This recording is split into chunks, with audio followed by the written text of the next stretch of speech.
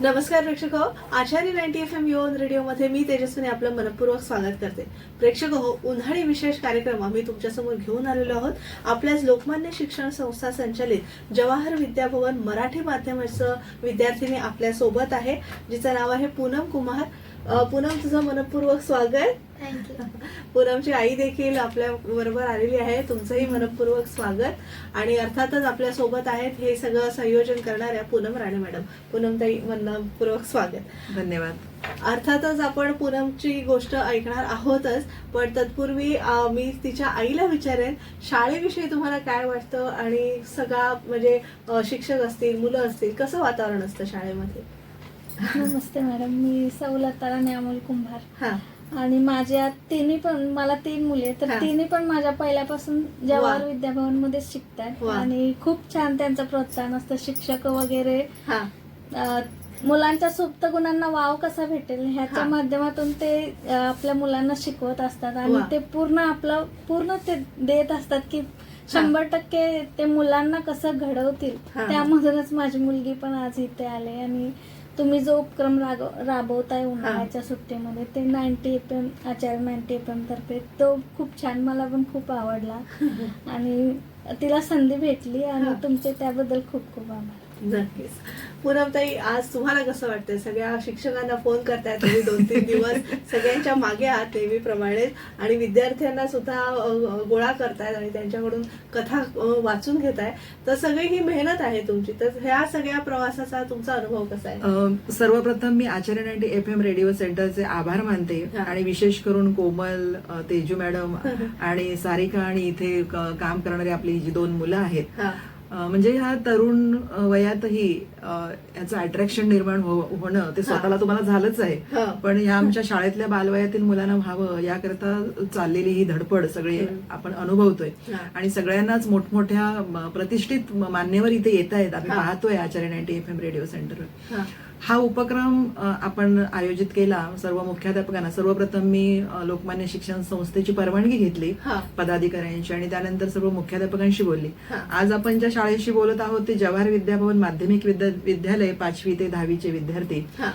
कालच रामटेके मॅडम मुख्याध्यापिका, त्यांच्याशी बोलणं झालं. तर मला म्हणाल्या की आता शिक्षक रजेवर गेलेत. खरं तर मे महिना आहे, सुट्टीचा दिवस आहे, तरीही काल रामटेके मॅडमनी ह्या सगळ्या 3 मुलींना स्वतः शाळेत बोलून त्या प्रॅक्टिस घेत होत्या. अच्छा, बरं. म्हणजे डिपार्टमेंटची कामं सुद्धा महत्वाची आली आहेत, तरी सुद्धा त्यांचं पाठांतर झालंय की नाही या सगळ्या गोष्टीचं ते बारकाईने पाहत होत्या. तसेच सर्व शिक्षक, उपक्रमशील शाळा आहे आमची. म्हणजे जसं स्लम एरिया जरी आजूबाजूला असला तरी मनाने श्रीमंत असणारे पालक आमच्या शाळेला मिळालेत, संस्थाचालक मिळालेत, आणि अनेक समाजोपयोगी संस्था ज्या आहेत त्यांचा सतत आमच्या शाळेला सहभाग असतो, त्यांचा हातभार असतो, पाठिंबा असतो.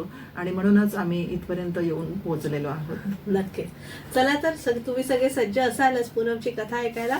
पूनम, तुला मी विनंती करते, तुझी कथा तू सादर कर. नमस्कार, माझं नाव पूनम अमोल कुंभार. मी इयत्ता 8वीचे विद्यार्थिनी. आज मी तुमच्या समोर धाडसी इंद्रायणी ही कथा सादर करत आहे. एका गावात एक मुलगी राहायची. तिचं नाव इंद्रायणी होतं. ती खूप खोडकर पण सर्वांना मदत करणारी होती.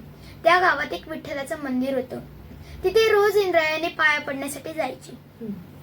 एके दिवशी त्या मंदिरामध्ये एक कीर्तनकार त्यांच्या कुटुंबासोबत आले. संध्याकाळी त्यांचं कीर्तन होतं. सकाळी एक त्यांचा प्रथमेश नावाचा मुलगा होता. त्याच गावातील गोपाळ या मुलाबरोबर भांडणं झाली. रात्री त्यांचं कीर्तन चालू झालं तेव्हा गोपाळने प्रथमेशची खोटी माफी मागून त्याला जंगलात फिरण्यासाठी नेलं. त्याने त्याला सांगितलं की इथे एक खजाना आहे आणि या डब्यामध्ये त्याची चावी आहे.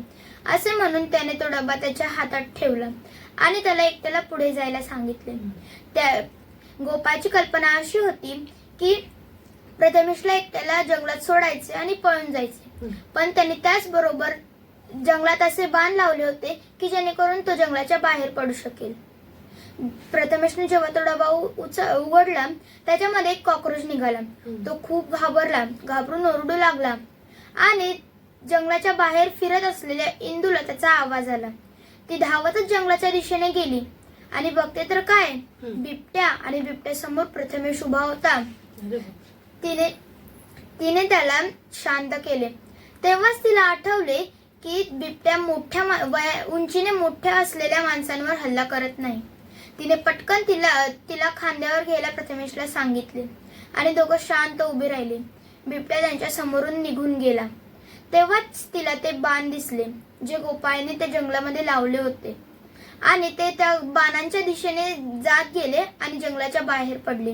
त्यांचे कीर्तन संपलं आणि ते आपल्या मुलाची वाट बघू लागले. त्यांच्या मुलाला बघून त्यांच्या जीवात जीव आला आणि इंदूने जेव्हा त्यांना सगळी कथा सांगितली, प्रसंग सांगितला, तेव्हा सगळ्यांनी त्यांचं कौतुक केलं. अशा प्रकारे धाडसी इंद्रायणीने स्वतःचा जीव धोक्यात घालून प्रथमेशला वाचवले. तात्पर्य हेच की शक्तीपेक्षा युक्ती श्रेष्ठ. धन्यवाद. शाबास. खूप सुंदर खूप सुंदर कथा कथा. पूनमने सादर केली. तुम्हालाही नक्कीच आवडली असेल.